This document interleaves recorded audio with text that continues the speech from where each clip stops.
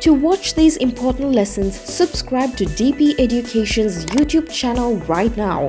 Click on the bell icon to stay updated on the latest lessons. Sri Lanka's largest free online school, DP Education.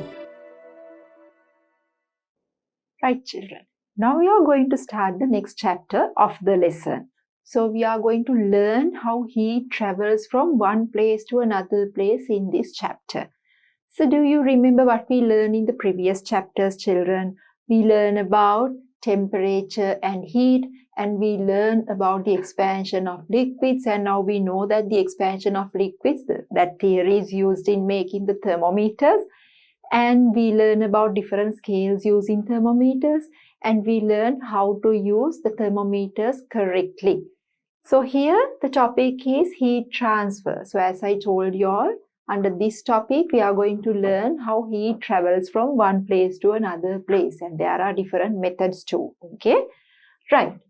So heat is a type of energy. We learned it last year as well. The sun is our largest heat source. Right? Natural heat source. The largest heat source is the sun. Okay? Though the sun is some millions of kilometers away from the earth, we get solar heat very soon. Okay, so even though sun is present far away from us, still because of the sun's heat, the earth gets heated. Okay, so we can maintain life on earth because of the solar heat. Right, children? So this indicates that heat has traveled from the sun to the earth very quickly. Even though the sun presents far away from us, heat has traveled from the sun to us very quickly. Okay, children?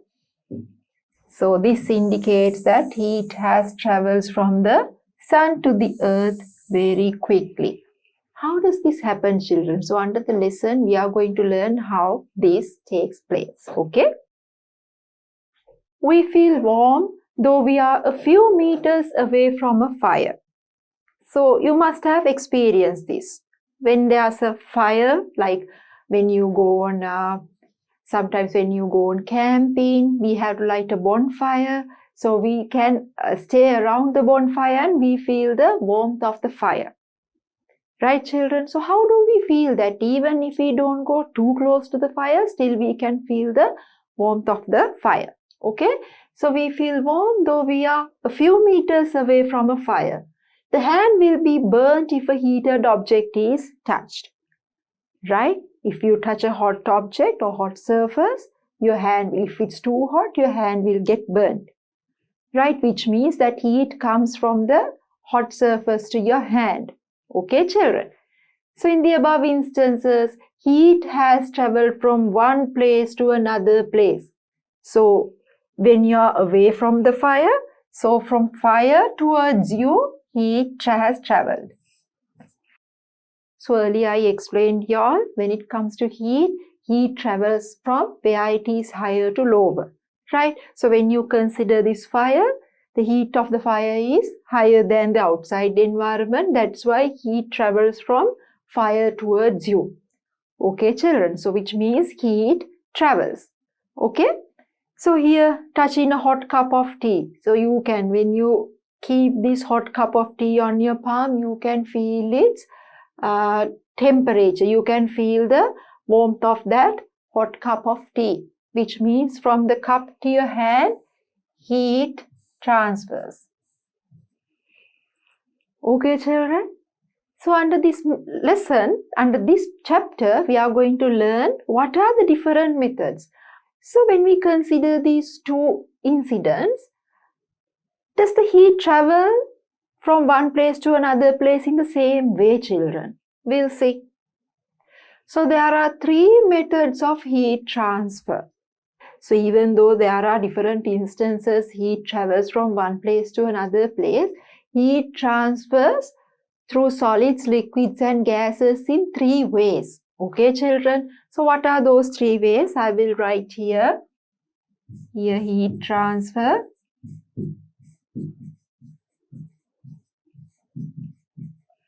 The three ways of transferring heat are: number one, it is known as conduction.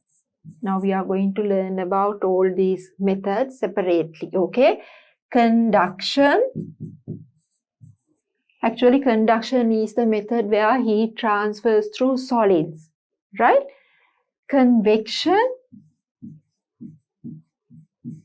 Convection is the method where heat transfers through liquids and gases, okay? And the last method is radiation. Radiation. In radiation, heat transfers without the involvement of any particles. Without any particles, heat radiates. Okay, children. So conduction, convection, and radiation are the three methods of transferring heat. Okay, so through solids, heat transfers by conduction. Through liquids and gases, heat transfers by convection. Radiation is the method where heat transfers from one place to another place without the involvement of any particle. Okay, children? So let's learn about each of these topics separately now. So the first method of transferring heat is conduction. I already briefly explained you conduction is the method of heat transferring through solids. So we are going to learn how heat travels through solids by this method. Right, children? A metal spoon in a cup of tea gets heated soon. These type of things you experience in your day-to-day life. Okay, let's say that there's a hot cup of tea and you put a spoon into this cup. After a little while, when you touch this metal spoon, what would you feel? You will definitely feel that metal spoon also gets heated up. Okay, a metal spoon in a cup of tea gets heated soon. Right, which means the heat of this hot cup of tea transfers to the metal spoon. Okay, from hot cup of tea to the metal spoon. The far end of a metal spoon gets heated when it is put into a pan on a cooker. So this is the pan on a cooker. So if you place a metal spoon like this on this pan while it is being heated, what will happen? After about a minute, you won't be able to even touch this spoon by its handle. What is the reason? So when we place this spoon inside the pan which is being heated, this heat transfers from the pan to the spoon. From the hot pan to the spoon. Okay, so how does this happen, children? What is the reason for this? So when we consider about metals, metals are solids. Okay, now these instances, the spoon and the spoon in this instance, they both are metals. Now metals are solid substances. Now we have already learned about the particle arrangements of metals, solids, liquids and gases. Do you remember the particle arrangement of solids, liquids and gases, children? Right? So when you consider solids, particles are tightly packed with each other. Right? Particles are tightly packed with each other. Right? So when we consider this metal spoon, so these solids, one end to the other end heat transfers, children. Right, when you heat from one end of the spoon or the metal substance or any other solid, what happens? From one end to the other end, heat travels from particle to particle. From one particle to the other particle, heat travels. This is the special method of transferring heat through solids, and this is known as conduction. We'll see more information.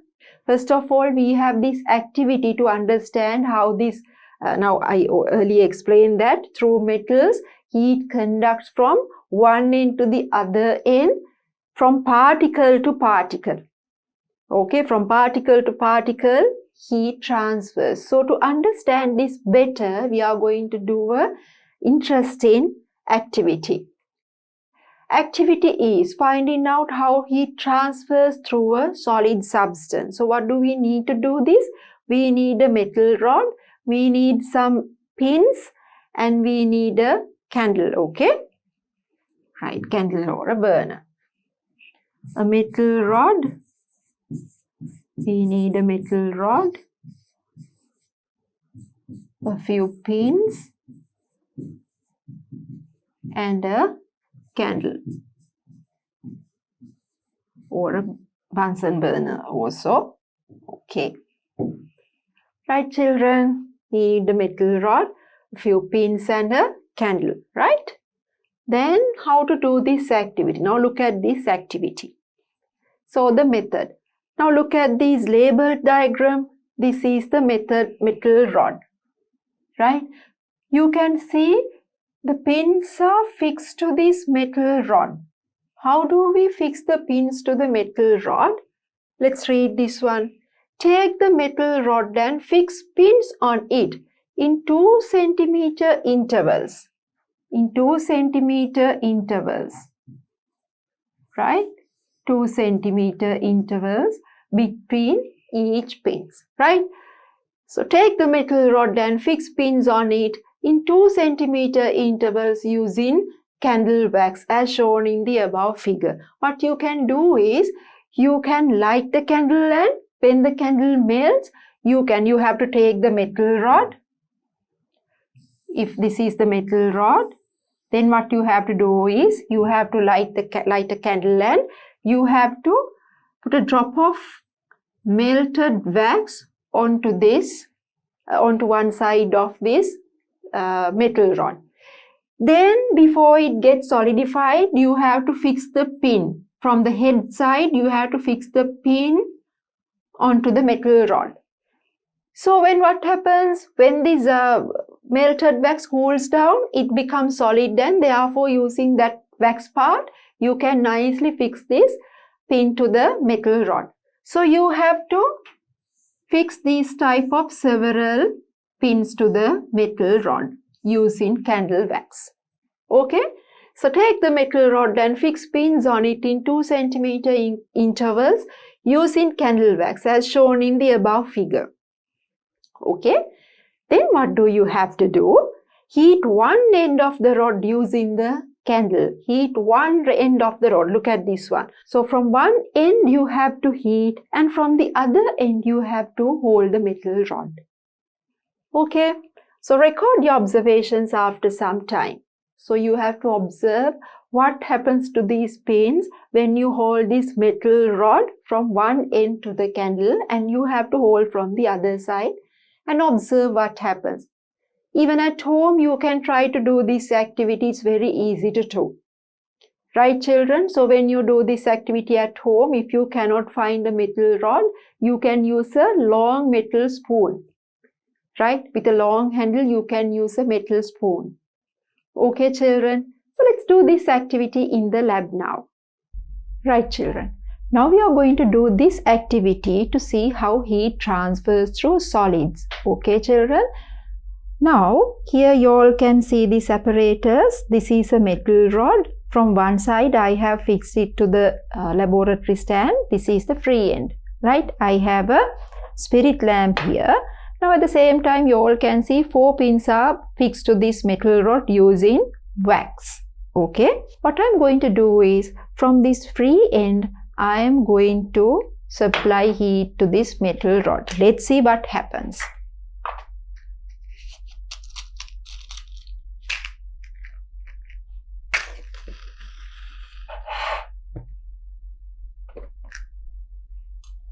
So I have to supply heat from this end. Okay?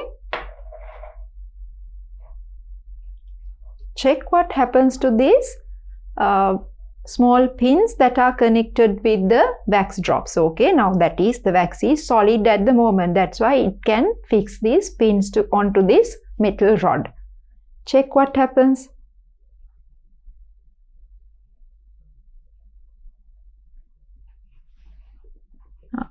You all can see this wax is melting in the first pin, and it dropped.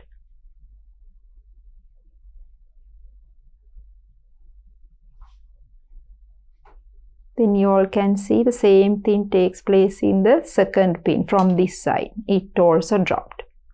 These two are still fixed to the metal rod.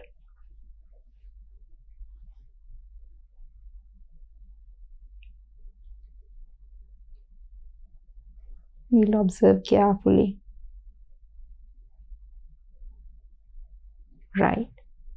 Now the third pin is also going to drop. The wax is melting. It dropped now.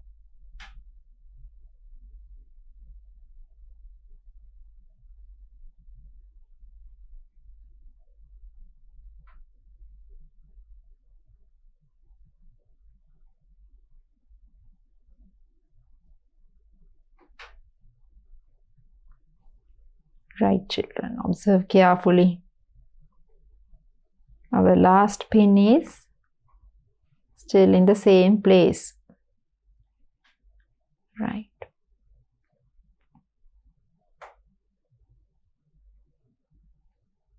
So the pins drop from this end to the other end. Now this is also kind of melting. Observe carefully what happens.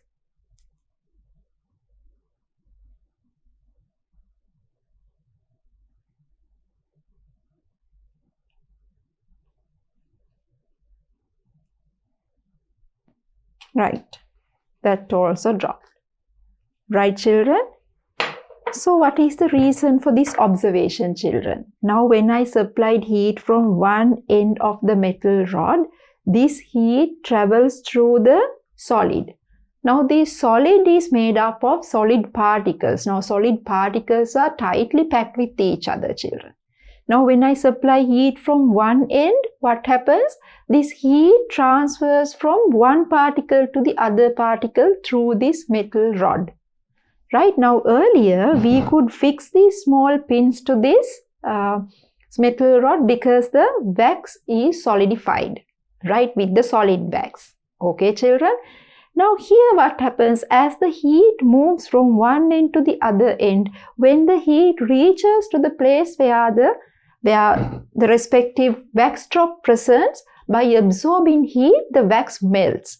Now the pin is fixed to the metal rod using the wax. When the wax melts, what happens? The pin drops. Right? It always happens from one end to the other end. Right? The first pin, the pin that was closest to the flame, dropped first, and the pin that was further away from the flame dropped last. Right? Which means it's very clear that heat transfers through solids from one particle to the other particle, from one end to the other end. Right, children? So you all observed very clearly what happened there. Okay, so what happened? We fixed these pins using wax to this metal rod, and we held from one side of the metal rod, and from the other corner we started to heat. Then what happened, children? Starting from this heating end, pins started to fall one by one because of melting of wax. Right? So the wax was solid earlier. Because of absorption of heat by the metal rod, now the heat travels along the metal rod.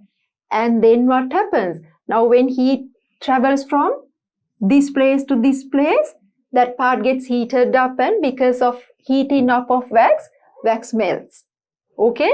Then when the heat travels from this place to this place, again what happens? The wax drop, the solid wax of that place also melts. Likewise, we could see very clearly from one end, from the heating end to the other end, these pins started to fall. Okay, children? So what is the conclusion after this activity? It's very clear that when we consider a solid, heat always travels from one end to the other end. Right? Otherwise, if this doesn't happen in this way, when we start to heat this one, pins should fall from just any place, but it did not happen. It gradually, from the starting end to the other end, gradually all these pins fell. Right? Which means heat travels through solids. Now when you consider the metal rod is a solid. So heat travels through solids from one end to the other end. Okay, children? Right. We will write this down. Observation. Starting from the heating end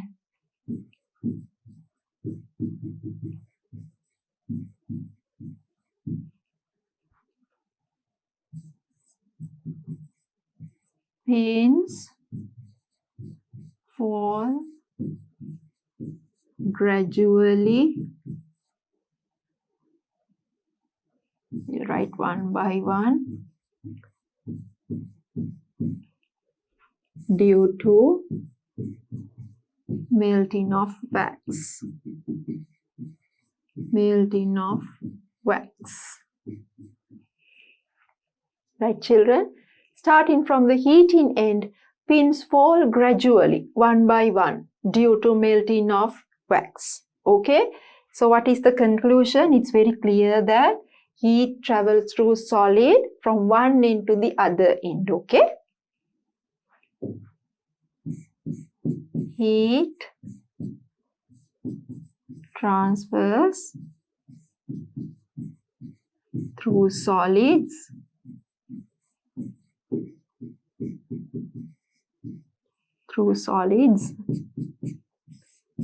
from one end to the other end.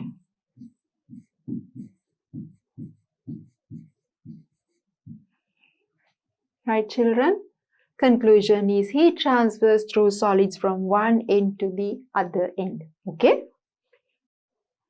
You can observe that pins are dropping down gradually, starting from the heating end of the rod because of the melting of the wax. Okay?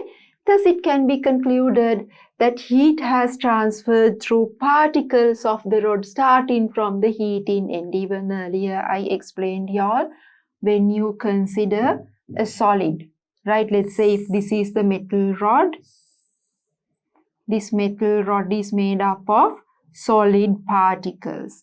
So in solids, these particles are tightly packed with each other. Okay? Solid particles are tightly packed with each other. Like this.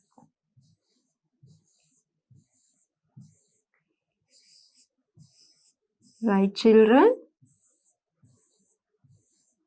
Because they are tightly packed with each other, these particles do not have space to move freely. You all can see. When they are tightly packed with each other, these particles cannot move here and there.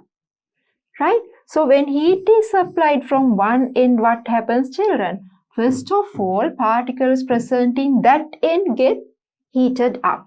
Particles present in that end get heated up. So from there onwards, this heat spreads, heat travels from one particle to the other particle. But do the particles move? No, because they cannot move because they are tightly packed with each other. So from one particle to the other, heat transfers. This is the method of heat transferring through solids. When this heat reaches this side, you will feel the warmth of this metal rod. Okay? So thus it can be concluded that heat has transferred through particles of the rod starting from the heating end. Okay? Here the heat transfers from one particle to the other. One particle to the other. This method of transferring heat from particle to particle without the motion of particles through a solid is known as conduction of heat. Okay? This method of transferring heat from particle to particle without the motion of particles through a solid is known as conduction of heat. Right, children? So remember, some substances conduct heat well. So when we consider solids, some solids conduct heat very well. Through some solids, heat travels very well, but through some other solids, heat does not travel that well. Right? So most metals conduct heat well. The substances that conduct heat well are known as heat conductors. Okay? The substances that conduct heat well are known as heat conductors. Right? So most of the metals conduct heat well, therefore they are good heat conductors. What are the examples? Now here I will write the examples here for heat conductors. Iron, copper, gold,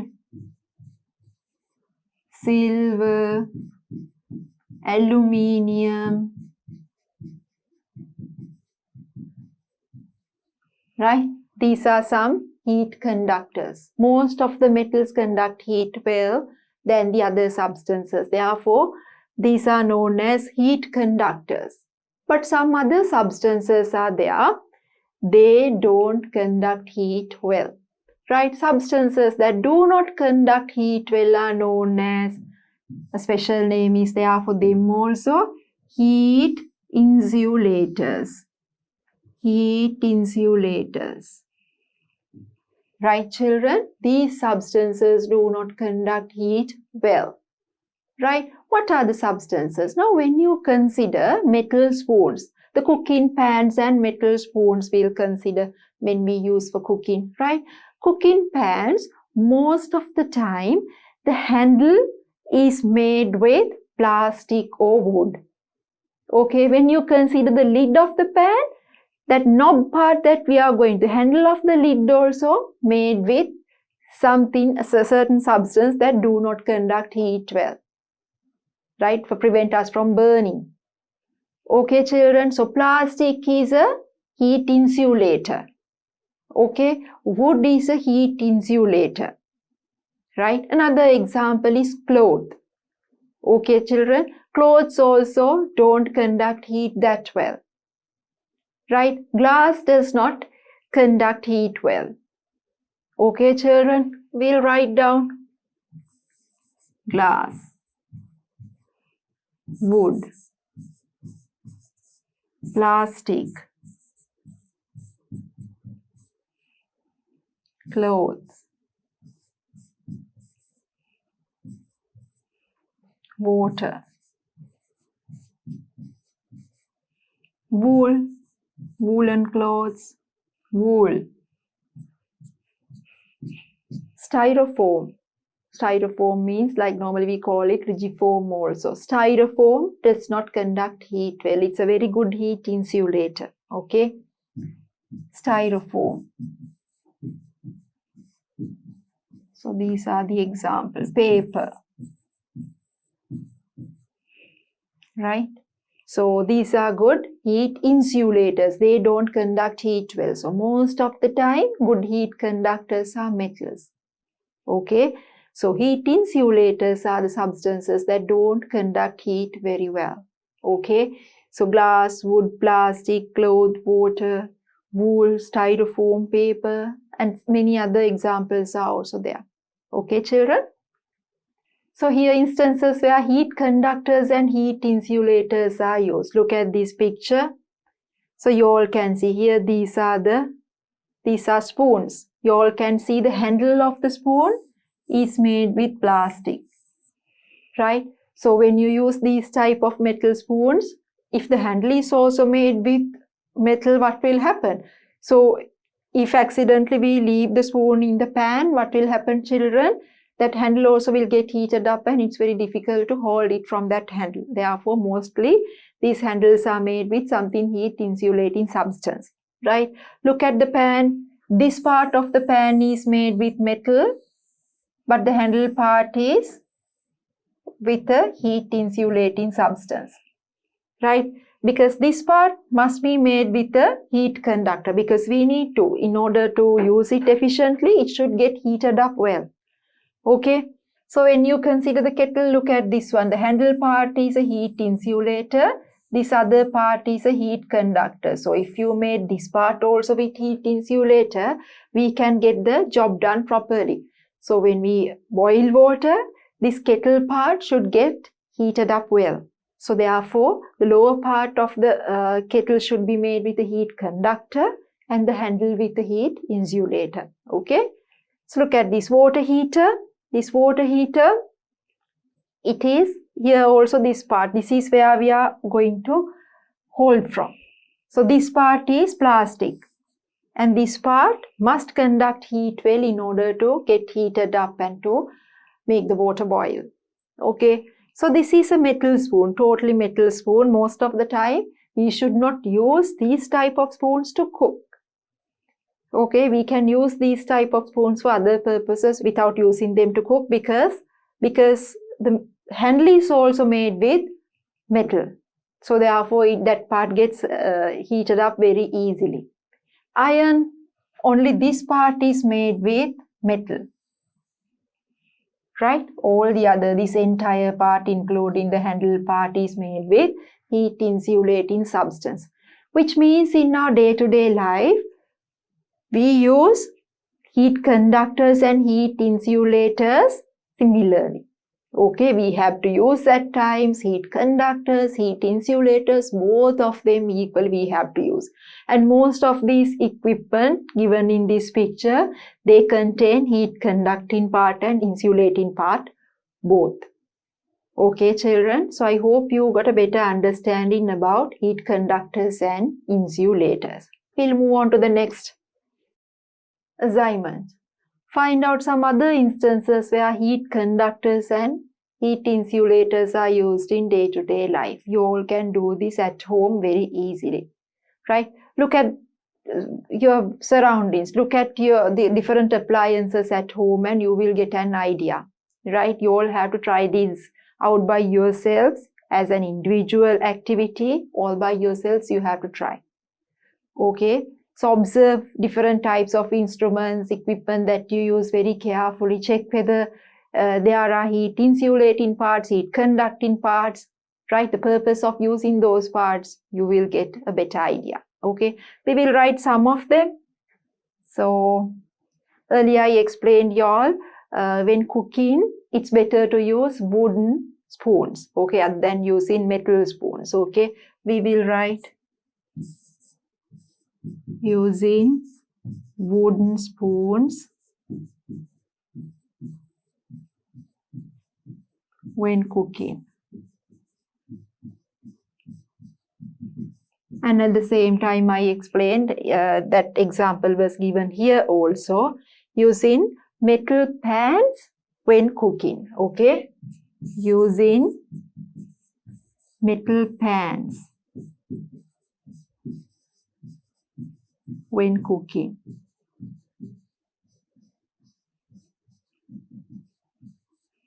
Right, children? What else, children? Sometimes you must have seen when baking different food items, right? Like making cake and all. To handle these hot baking dishes, sometimes we wear the cloth glove, fabric glove, right? Because cloth is a good insulator, so we can handle it without harming our hands. Okay? So, using, we can write using fabric gloves in handling hot baking pans.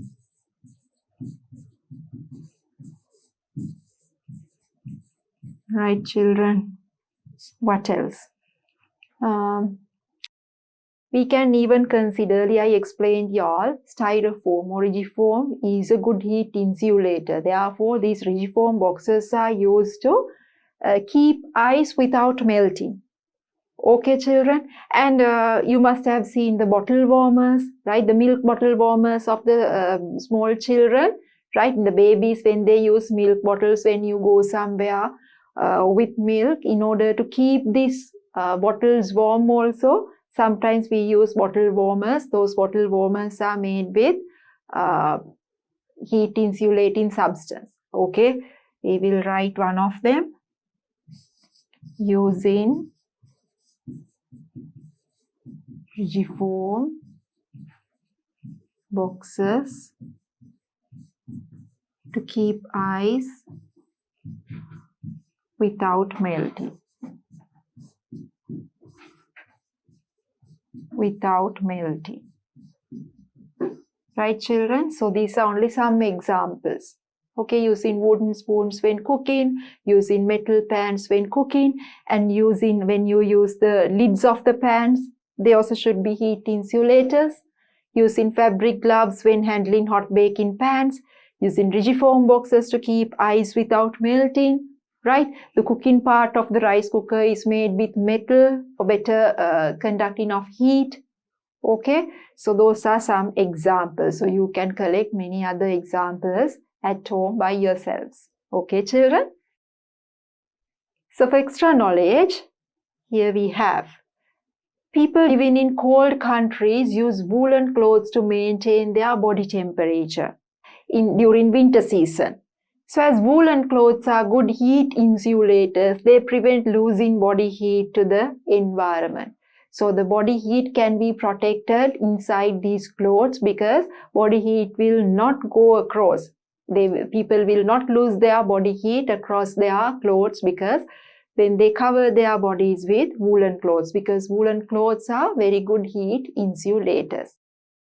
So we have completed this chapter now. So under this chapter, we learn about conduction as the method of heat transferring through solids. Okay, and at the same time, we learn that there are two types of substances based on the way they transfer heat conductors and heat insulators. So we studied what are the examples for heat conductors and heat insulators, and we learn what are the different instances we use these conductors and insulators in day-to-day life.